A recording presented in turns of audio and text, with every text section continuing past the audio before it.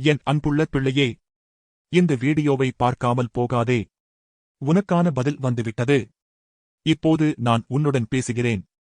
உன் இதயத்தின் ஆழத்தில் இருந்து அழுகிற குரலை நான் கேட்டுக் கொண்டிருக்கிறேன். வாழ்க்கையின் பாதையில் எத்தனை துன்பங்கள், எத்தனை கண்ணீர்கள், எத்தனை இரவுகள் தூக்கமின்றி நீ அழுதிருப்பாய். அந்த அழுகையை நான் மறக்கவில்லை.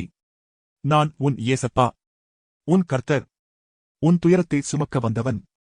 என் பிள்ளையே, நீ தனியாக இல்லை.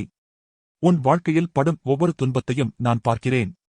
வேலை இழந்து தவிக்கும் போது, குடும்பத்தில் பிரச்சனை வரும்போது, உடல் நோயால் வலியில் துடிக்கும் போது, பணம் இல்லாமல் கஷ்டப்படும் போது, உறவுகள் துரோகம் செய்யும் போது, எதிர்காலம் இருளாகத் தெரியும் போது, அந்த நேரங்களில் நீ, கர்த்தரே, எங்கே இருக்கிறீர் என்று அழுதிருப்பாய். உன் கண்ணீர் ஒவ்வொன்றும் என் கண்களில் விழுந்திருக்கிறது. உன் மனம் நொந்து போகும்போது, நான் உன் அருகில் நின்று உன் தலையை தடவி, என் பிள்ளையே, நான் உன்னை விட்டுவிடவில்லை என்று சொல்லிக் கொண்டிருக்கிறேன். நீ அழுகிறாய் என்று நான் அறிவேன். உன் இதயம் பாரமாக இருக்கிறது. சில சமயம் உன் வாழ்க்கை ஒரு பெரிய சோதனை போல தோன்றும்.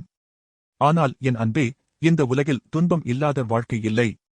ஆனால் அந்த துன்பத்தை தாங்கி நிற்கும் வல்லமை என்னிடம் இருக்கிறது.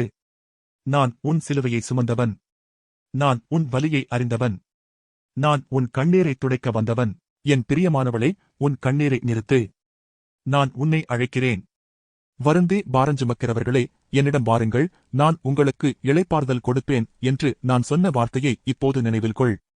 உன் பாரத்தை என் காலடியில் போடு. உன் கவலையை என் கரங்களில் ஒப்படை. நான் உன் பலவீனத்தை என் வல்லமையாக மாற்றுவேன். உன் இருளை என் ஒளியாக மாற்றுவேன். உன் தோல்வியை வெற்றியாக மாற்றுவேன். நீ எவ்வளவு பலவீனமாக இருந்தாலும் சரி, எவ்வளவு தவறு செய்திருந்தாலும் சரி, எவ்வளவு பாவம் செய்திருந்தாலும் சரி, என் அன்பு உன்னை விட்டு ஒருபோதும் விலகாது. நான் உன்னை மன்னித்திருக்கிறேன். உன் பாவங்களை என் இரத்தத்தால் கழுவியிருக்கிறேன்.